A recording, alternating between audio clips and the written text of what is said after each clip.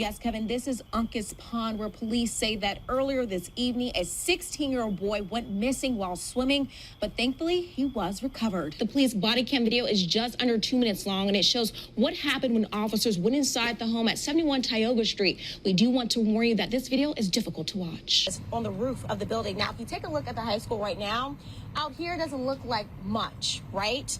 But the real damage is on the roof and behind the school. The team at Yale University, alongside Pfizer and Moderna, for the past year have been developing a variant-specific vaccine. It's a lot of information. You guys were out here from 9 a.m. until I think just a few moments ago.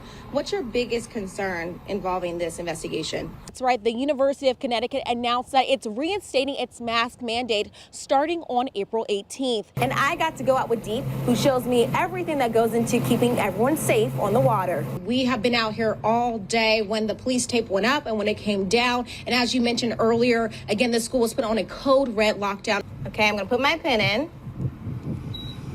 So I haven't put in anything yet. And here it is. Bank of America, $75 hold. And you never know what you're gonna see at the festival. You may see a big, giant puppet out here. They're actually saying, hi guys. Thank you for talking to her. She's so good. She was so nervous. I don't know why. But coming up, we're also gonna be talking to some more special folks about what it was like growing up in the 90s. But it's so beautiful out here, and we have the weather tracker out here, and we got Lauren who's gonna give us a quick update too. Come on.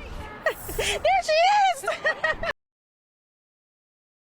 Well, Stephanie, it does not look like much now, but just a few hours ago, this entire street was blocked off with neighbors outside literally holding their breath. And police are inside this apartment right now investigating. And we were there moments before SWAT went inside. Hey, keep your hands up! Hands up! Look! This was the split-second moment where SWAT entered this apartment building in West Hartford after trying to convince a man inside for 6 hours to come out. After much negotiation, the man was detained and taken away by ambulance with officers in tow, shaking up the neighbors who live off of Hillcrest Avenue. It's absolutely not normal. This is usually a very quiet neighborhood. Nothing like this has ever happened since I bought my house. And I heard the cops saying, you surrender, come up out with your hands up. And I said, this is not normal. Neighbors tell us this is typically a peaceful neighborhood, but heard that the man who barricaded himself inside had earlier troubles. I stepped down the street and it was a standoff in the process. It was a young guy, they say, that recently had just lost his girlfriend or his wife. They tell us in West Hartford, police too confirmed that they received a call of possible projectiles entering an apartment and causing damage. No one was injured, but the man inside had refused to speak with police. Neighbors say they are grateful that tonight ended the way it did, commending officers. They waited out a long time to make sure that the individual who was in there gave him time to at least not get aggravated and made it safe for everyone. So they did a really good job. Others tell us they wish all standoffs ended this way. In certain neighborhoods, they don't give a lot of people opportunity like they gave this person grace. They gave this person over 3 hours to come out, to calm down. But sometimes they storm through people's houses, no knock warrants. They use their key, they just come on in. This time they didn't do that. But certain neighborhoods, they do that.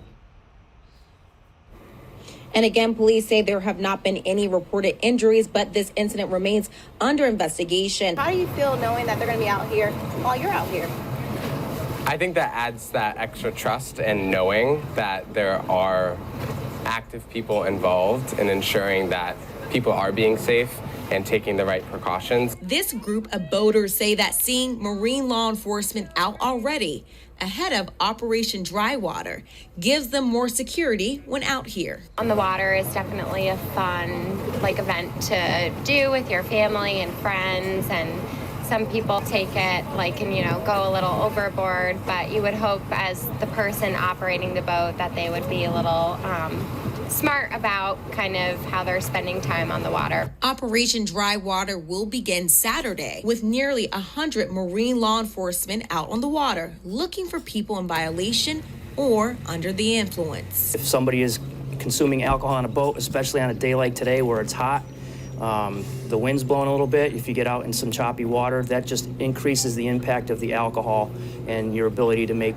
good decisions. Captain Williams tells us that there have already been nearly 10 water-related incidents this season, with over half ending with fatalities, and they're trying to avoid more. If you're going out this weekend, they are predicting some severe weather for Saturday. I always tell people, know your limitations and respect your limitations as well as your vessel's limitations. And he shares with us, starting on Friday, they began wearing body cameras to protect everyone. And Deep wants to remind you that drinking while boating is just as dangerous as drunk driving. In Outline, Lezla Gooden, Channel 3 Eyewitness News.